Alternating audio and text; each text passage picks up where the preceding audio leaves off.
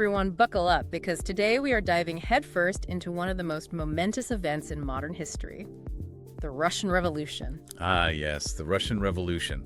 It's not just a single event, though, is it? It's this swirling vortex of social unrest, political intrigue, and, mind you, enough bloodshed to make even the most seasoned historian blanch. Exactly. And that's precisely why we're here. We're going beyond the dates and the names to really understand the what-ifs, the pivotal moments where history could have taken a sharp turn down a completely different path. I like where you're going with this. It's like choosing your own adventure, but for history. Precisely. So imagine this. It's the early 1900s, and Russia is on the cusp of massive change. Industrialization is booming, cities are bursting at the seams with new workers, and you've got this stark contrast between the lavish lives of the elite and, well, the everyday struggles of, let's just say, everyone else. It's important to understand that socioeconomic divide, because that's where the seeds of discontent are really sown. You can't talk about the Russian Revolution without understanding the plight of the peasant, the factory worker, the average Ivan on the street struggling to feed his family. Right. They were practically begging for a seat at the table, for some kind of voice. And then, as if things weren't complicated enough, World War I explodes onto the scene. Now, from what I gathered from the source material, Russia's involvement in the war was nothing short of catastrophic, wouldn't you say? Catastrophic is putting it mildly. Millions dead, the economy in shambles, food shortages, you name it. The war basically threw gasoline on an already raging fire of unrest. And to make matters worse, you have Tsar Nicholas II holding onto power with what? An iron fist? I mean, talk about being out of touch with the reality on the ground. It's like he was living on another planet while his country was teetering on the brink. Well, there you go. That right there, that's where our first what if comes into play.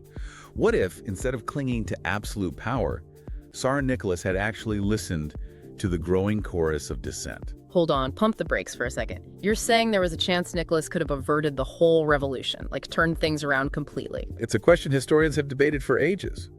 What if he had embraced reform, Maybe even taken a page from other European powers dabbling in constitutional monarchy. It might sound outlandish, but history is full of surprises. Okay, so we're imagining a Russia with a constitution. Now my head's spinning. So are we saying Russia could have gone all democracy on us? Trading the Tsar for like a parliament and elections? Were there any other political players in the game back then? Oh, absolutely. Don't forget about the various socialist groups gaining traction at the time. You have the Mensheviks, the socialist revolutionaries, each with their own ideas about how to fix Russia's problems. And let's not kid ourselves, these guys weren't exactly planning any bake sales. Okay, so we've got these socialist groups, Mensheviks, SRs, all vying for power. But they weren't all on board with the whole Tsar toppling communist revolution thing, right? I mean, what did these guys actually stand for? Well, they all agreed that the Tsarist autocracy had to go. But their methods and ultimate goals, well, those were definitely up for debate. The Mensheviks, for instance, they believed in a more gradual approach to socialism. Think evolutionary, not revolutionary.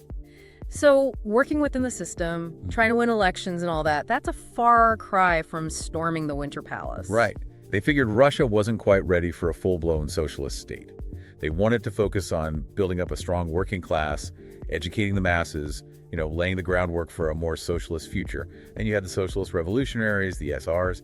These guys were really popular with the peasantry. Makes sense. Most of Russia was still rural back then. What was their big idea? Land reform.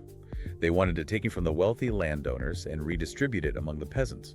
It was a powerful message that resonated with a huge chunk of the population. Okay, so we've got these different flavors of socialism swirling around. But then you've got Lenin and the Bolsheviks, who were a whole other beast, weren't they? What set them apart from the rest of the socialist pack? Well, for starters, they were far more radical, far more centralized, Lenin, he was a force of nature, brilliant, ruthless, and with this unshakable belief that Russia was ripe for a communist revolution. And not just any revolution, mind you. He envisioned a very specific kind of revolution, one led by a vanguard party of professional revolutionaries. Hold up. Vanguard party.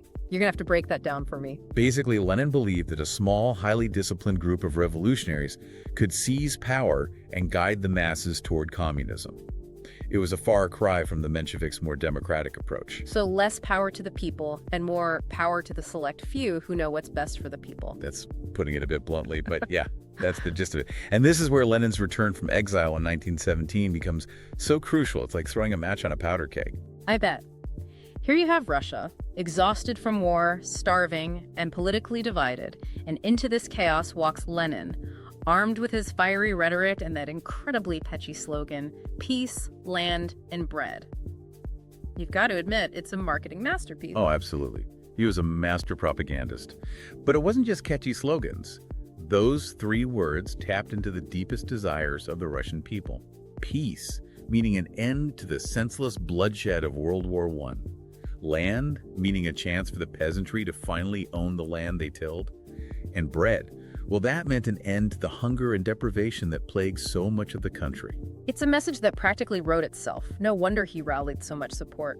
But let's say, hypothetically speaking, that Lenin had gotten a flat tire on the way back to Russia. Or maybe he missed his train connection. What happens to Russia without Lenin leading the charge? The million-dollar question. It's impossible to say for sure, of course, but it's fascinating to speculate. Without Lenin's leadership, would the Bolsheviks have been able to seize power? Would they have even existed in the same way? So maybe the October Revolution doesn't happen. Or if it does, it looks very different. Exactly. The other socialist parties might have had a real shot at shaping Russia's future. Maybe a more democratic, less authoritarian form of socialism. Who knows? So the Bolsheviks, they weren't messing around with strongly worded letters or anything. They were all about action. But what did that actually look like for the average Russian? Did they wake up one morning and bam, everything's different? It was a pretty radical shift, that's for sure. Imagine. Private property, out the window. Factories, industries, banks, all under state control. Wow, talk about a government takeover. But let's be real, overhauling an entire social order like that, it couldn't have been easy, right? It came at a steep price, no doubt about it. The revolution itself, the civil war that followed, millions dead from violence, famine, disease. A stark reminder that even revolutions fought in the name of progress. They leave a lot of wreckage in their wake. But it wasn't just Russia that felt the impact, was it? I mean, this wasn't just some local event. The whole world was watching. Right. Absolutely. The Russian Revolution, it sent shockwaves across the globe. The birth of the Soviet Union, this massive communist state directly challenging the old world order. It was unprecedented. And then, of course, you have the rise of communism in other parts of the world, the Cold War. It's like a domino effect, all stemming from those fateful events in Russia. It really makes you think, doesn't it? About those sliding door moments in history. Speaking of which, last what if of the day, and this one's a biggie, what if the Bolsheviks hadn't succeeded?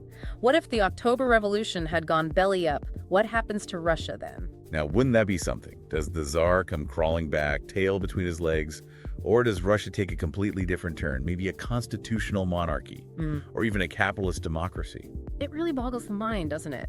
To think Russia could have been a completely different place, a major player on the world stage, but for totally different reasons. Would we even have had a Cold War as we know it? It's impossible to know for sure, but it sure is fun to ponder, and I think that's what makes these deep dives so fascinating.